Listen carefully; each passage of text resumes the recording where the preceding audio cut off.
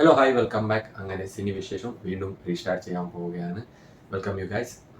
ഞാൻ ഗ്യാപ്പ് എടുത്തതിന് വല്ല കാരണമൊന്നുമില്ല. 10 months ആയാലും ബ്രേക്ക് എടുത്തിട്ട്.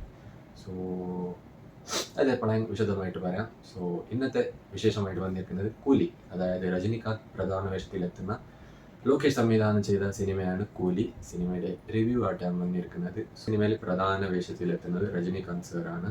പിന്നെ നമ്മുടെ ലോകേഷാണ് സിനിമ സംവിധാനം ചെയ്തിരിക്കുന്നത്.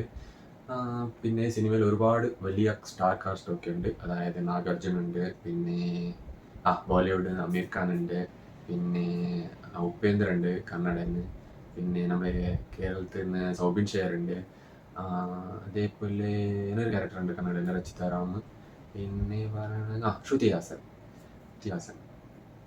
ഒരുപാട് സ്റ്റാർ കാർഡ്സ്, വലിയ വലിയ സ്റ്റാർ കാർഡ്സ് ഉള്ള സിനിമയാണ്. ഒരു പാൻ ഇന്ത്യൻ ലെവൽ പിടിച്ചിരിക്കുന്ന ഒരു സിനിമ കൂലി.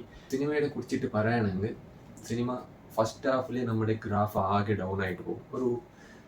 എനിക്ക് ഫസ്റ്റ് ഹാഫ് അത്രയ്ക്ക് ഒരു ഇഷ്ടപ്പെട്ടിട്ട് ഇതെൻ്റെ ഒരു പേഴ്സണൽ ഒപ്പീനിയനാണ്. എൻ്റെ ഒരു പേഴ്സണൽ ഒപ്പീനിയൻ, അതായത് എനിക്ക് എങ്ങനെ തോന്നിയ സിനിമ കണ്ടിട്ട് അതാണ് ഞാൻ ഇവിടെ വന്നിട്ട് പറയുന്നത്. സോ ഫസ്റ്റ് ഹാഫ് എനിക്ക് വലിയ ഒരു ഗംഭീരമായിട്ടൊന്നും തോന്നിയിട്ട് ഒരു ആകെ ഒരു ആവറേജ് ആയിട്ടുള്ളൂ.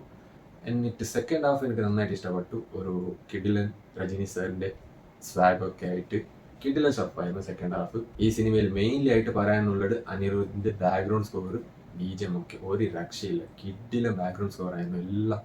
ഈ സിനിമയിൽ മൊത്തത്തിൽ ഹൈപ്പ് കൂട്ടുന്നത് അനിരുദ്ധിൻ്റെ ബാക്ക്ഗ്രൗണ്ട് സ്കോറാണ്, വേറെ ഒന്നുമില്ല. കിഡിലാണ്. സ്റ്റോറിയുടെ കുറിച്ചിട്ട് പറയുകയാണെങ്കിൽ വലിയ ഒരു സ്റ്റോറി ആയിട്ടൊന്നുമില്ല. സ്ഥിരം ടെംപ്ലേറ്റ് തന്നെ നമ്മുടെ റിവെഞ്ചാണ്.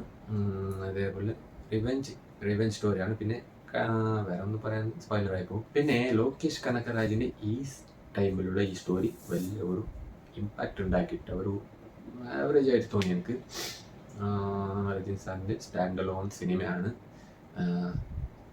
കൂലി. പിന്നെ ഒരു പറയണമെങ്കിൽ ലോകേഷ് ഒരു ട്രിബ്യൂട്ട് കൊടുത്ത പോലെ തോന്നിയിട്ടുണ്ട്. അതായത് ഒരു രജനി സാറിൻ്റെ 50ാമത്തെ വർഷമാണ് സിനിമ ഇൻഡസ്ട്രിയിൽ. സോ അതിനെ വിചാരിച്ചിട്ട് ഒരു ട്രിബ്യൂട്ട് കൊടുത്തതായിരിക്കാം ഈ സിനിമ.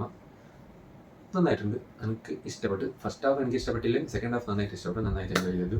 കംപ്ലീറ്റ് ആയിട്ട് ഒരു എൻഗേജിങ് ആയിട്ടുള്ള സിനിമയല്ല, ഒരു കമേഴ്ഷ്യൽ ആയിട്ടുള്ള മാസ് പടം, അങ്ങനെ വേണം പറയാം. പിന്നെ ഈ സിനിമയിൽ എനിക്ക് ഇഷ്ടപ്പെട്ടത് നമ്മുടെ ഉപേന്ദ്രയുടെ എൻട്രിയാണ്. പുള്ളിയുടെ എൻട്രിയാണ് ഒരു രക്ഷയില്ല. അതൊരു എൻട്രി നന്നായിട്ടുണ്ടെങ്കിൽ അതിന് കൂടെ കൊടുത്തിരിക്കുന്ന അനിരുദ്ധിൻ്റെ ബീജം കിഡ്ലൻ ബീജമായിരുന്നു, ഒരു രക്ഷയില്ല. കിഡ്ലൻ ബീജം അടിപൊളിയായിട്ടുണ്ടെങ്കിൽ പിന്നെ സൗബിക ഈ സിനിമയിൽ എനിക്ക് മറ്റേ നാഗാർജുൻ എന്നിനി മെയിനായി വില്ലാനായിട്ട് ചെയ്തതെന്ന് അറിയില്ല. അതിനായിട്ട് സൗബിൻ ത്രൂ ഔട്ട് സിനിമയിലുണ്ടായി പുള്ളി നന്നായിട്ട് ചെയ്തിട്ടുണ്ട് ആ ക്യാരക്ടറിനെ. പിന്നെ പറയാനുള്ളത് പിന്നെ രജനി സാർ നന്നായിട്ട് ചെയ്തിട്ടുണ്ട്. പുള്ളിയുടെ സ്വാഗൊക്കെ അടിപൊളിയായിരുന്നു. പിന്നെ ഈ സിനിമയിൽ രച്ചിതാറാം ഉണ്ട്, പുള്ളിക്കാരത്തിൻ്റെ ക്യാരക്ടർ നന്നായിട്ടുണ്ടായി. പിന്നെ ആർക്കെങ്കിലും അറിയില്ലെങ്കിൽ ഇവിടെ എവിടെയെങ്കിലും ഫോട്ടോ ഇട്ടേക്കാം. പിന്നെ ആ ക്യാരക്ടർ കിടിലായിട്ട് ചെയ്തിട്ടുണ്ട്. ഞാൻ വിചാരിച്ചിരിക്കുന്നത് ഒരു നോർമൽ ക്യാരക്ടറായിരുന്നു, പക്ഷേ സെക്കൻഡ് ഹാഫിൽ കിടിലാനായിട്ടുണ്ടായി ആ ക്യാരക്ടർ. ഒരു നല്ല ഡാർക്ക് ഷെയ്ഡുള്ള ക്യാരക്ടറാണ് പുള്ളിക്കാരത്തിൻ്റെത്, അത് അടിപൊളിയായി ചെയ്തിട്ടുണ്ട്. സിനിമാറ്റോഗ്രാഫി നന്നായിട്ട് ചെയ്തിട്ടുണ്ട്. കാരണം വെച്ചാൽ ഗിരീഷ് ഗംഗാധരനാണ് സിനിമാറ്റോഗ്രാഫി നന്നായിട്ട് ചെയ്തിട്ടുണ്ട്. വിഷ്വൽസൊക്കെ അത് ആസ് യൂഷ്വലാണ് നമ്മുടെ ലോക്കി പടലി. വിഷ്വൽസ് ഇതൊക്കെ അടിപൊളിയായിട്ട് എടുക്കുന്നു, ഒരു 100% ഉറപ്പുണ്ട്. പിന്നെ ഫിനോമിൻ രാജിൻ്റെ എഡിറ്റിംഗ് കൂടി നന്നായിട്ടുണ്ടായി. പിന്നെ പറയാനുള്ളത് നമ്മുടെ ക്യാമിയോ, അമീർ ഖാൻ സാറിൻ്റെ ക്യാമിയോ. അത് ഇതിനെ കുറിച്ചിട്ട് പറയുകയാണെങ്കിൽ ക്യാമിയോ എൻട്രി ഇതൊക്കെ അടിപൊളിയായിട്ട് വിഷ്വലൈസ് ചെയ്തിട്ടുണ്ട്. കിഡിലാനായിരുന്നു. ഞാൻ വിചാരിച്ചിരുന്നത് ഒരു ഗംഭീര നമ്മുടെ റോലെക്സ് ടൈപ്പിലുള്ള ഒരു ക്യാരക്ടറായിരിക്കും, ഒരു ആകെ ഡാർക്ക് ഷെയ്ഡ് ആയിട്ടുള്ള. പക്ഷേ പുള്ളി ആകെ കോമഡിയാണ്. പുള്ളിയുടെ ക്യാരക്ടർ കോമഡി പീസ് പോലെ ആയിട്ടുണ്ടെങ്കിൽ അത് പറയാൻ നിൽക്കാൻ വയ്യ. ഒരു കോമഡി പോലെ തോന്നിയുണ്ടാണ് ആ ക്യാരക്ടർ. ഒരു ഹൈപ്പില്ല ആ ക്യാരക്ടർ. നമ്മുടെ ഈ റോലെക്സ് ഒക്കെ കാണുമ്പോൾ റോലെക്സ് വളരെ താഴെയാണ് ഈ ക്യാരക്ടർ. എന്തെങ്കിലും ആകെ ഒരു കോമഡി പോലെയാണ്. പക്ഷേ എൻട്രി സീൻസൊക്കെ ക്യാമിയോ ഒക്കെ എടുത്തിരിക്കുന്ന എൻട്രി ഷോർട്സ് സീൻസൊക്കെ അതൊക്കെ അടിപൊളിയായിട്ടുണ്ടായി. മെയിൻലി ആ ടൈമിൽ ഉണ്ടായിരുന്ന അനിരുദ്ധിൻ്റെ ബീജം ദാറ്റ് വാസ് സൂപ്പർ.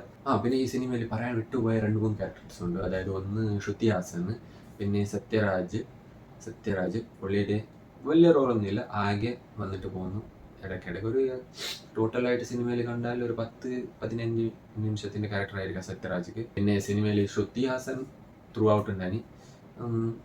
ഓക്കെ, നന്നായിട്ട് പിന്നെ സത്യരാജിൻ്റെ ക്യാരക്ടറായാലും ഓക്കെ. ആകെ ഒരു കണ്ടിരിക്കാനുള്ള ഒരു വൺ ടൈം വാച്ച് സിനിമയാണ് എനിക്ക് എൻ്റെ പേഴ്സണൽ ഒപ്പീനിയൻ, അതായത് എനിക്ക് തോന്നിയത് ആകെ ഒരു വൺ ടൈം വാച്ചാണ്.